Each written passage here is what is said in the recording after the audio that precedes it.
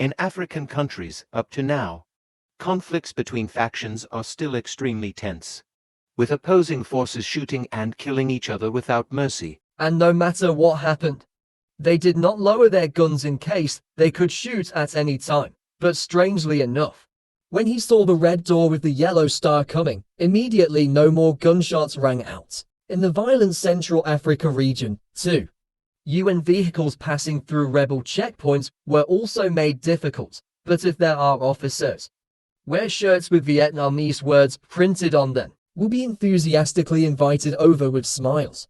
Like there has never been a war here. To be able to do such things, Vietnam's Green Beret soldiers on peacekeeping missions had to be brave and devoted, helping African people overcome the consequences of war. They spared no effort to do the impossible, to help change this land, something that no peace delegation in the world can do. Since then, Vietnam has received welcome from everywhere in Africa. Tin Ngui Minging Hip QSACAC Ngui Si Cook.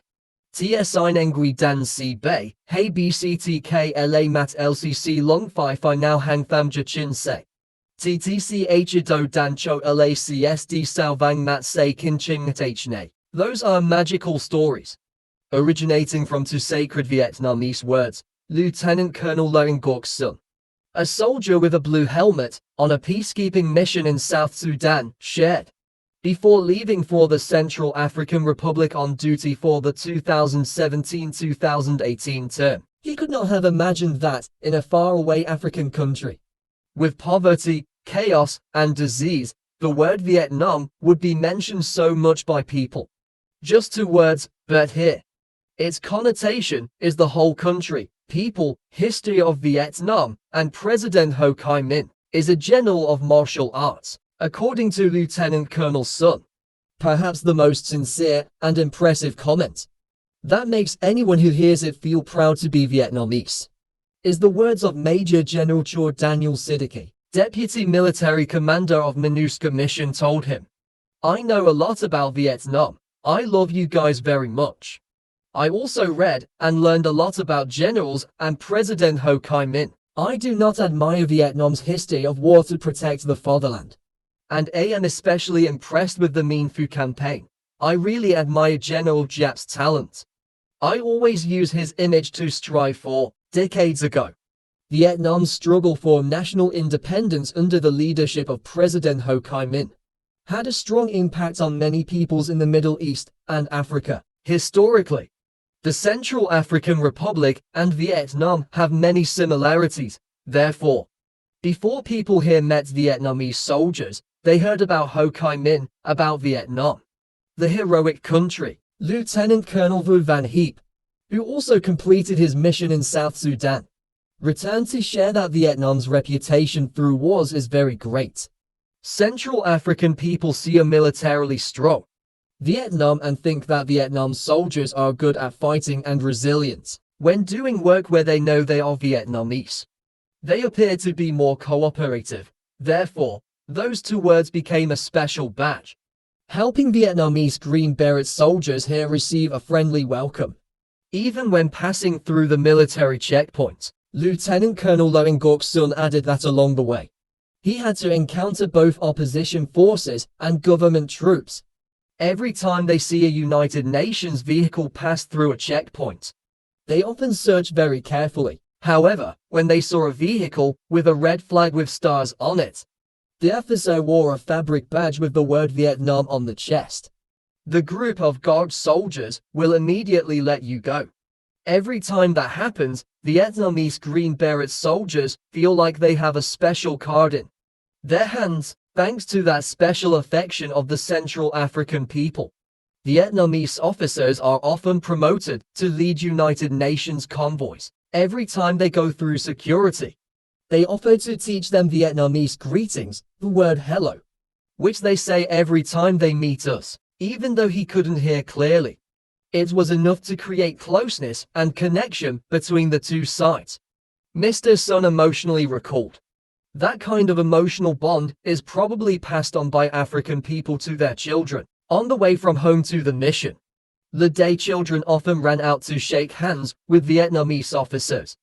Mr. Sun also said that, while he was in the house, he looked through the door and saw us. From afar, the children ran out to shake hands. They had to run to catch up, even competing to shake hands first. As for female Lieutenant Colonel Nguyen Phi Lien, her memories associated with the word Vietnam are also extremely sweet, right from the first moments. When the delegation arrived at the gate of the mission, the shouts of Vietnam, Vietnam, helped her get rid of all the fatigue after a journey of more than 20 hours. And felt nothing strange. There is even a feeling of closeness, like being welcomed in one's own homeland. One time, Lieutenant Colonel Lien came to the mission, carrying his card, and was about to return home to get it, when someone at the gate waved back and said, "Come in." He even hinted that he loved and completely trusted the soldiers from Vietnam. The female official shared her feeling of peace and warmth. When leaving the mission, every street corner she went to, she and her teammates were greeted from afar by smiling black people, thanks to the words printed on the back of their shirts. Lieutenant Colonel Lien said, in a distant African country, "When you are welcomed like that, you will love your country more and try to live meaningfully.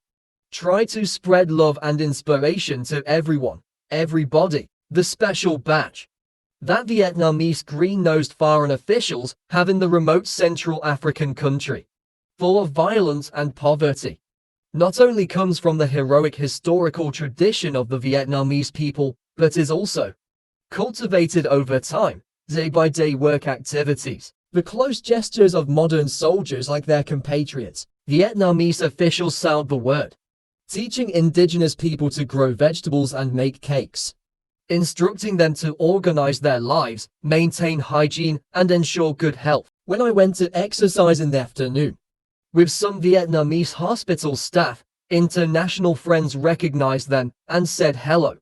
We went 3 rounds. Every time we passed the guard post of the South Sudanese soldier, every time he said Vietnamese. Very good. Perhaps no other country's officers at the MINUSCA mission left as many good impressions in the hearts of Central African people as the Vietnamese officers. And certainly no other country's officer has a special badge like the Vietnamese officer. It is the affection, love, and respect between two countries, two peoples, and between people.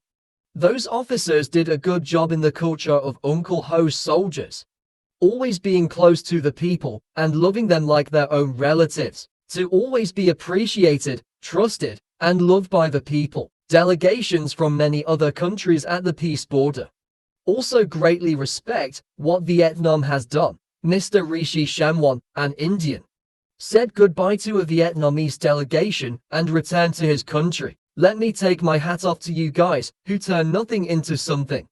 I like the way you guys work together. Not every team can be like that. You are very independent, self-reliant, cutting your own grass, making tables, making chairs, planting trees, growing vegetables, creating a difference right at the base, making funeral arrangements with your energy and team spirit. The other level to retirement hospital group will come. I will definitely still love them because I have wonderful Vietnamese friends. Living in peace is something everyone wants to have. The fact that Vietnam's famous soldiers have participated in peacekeeping activities in recent years has shown that Vietnam is a responsible country in preserving world peace.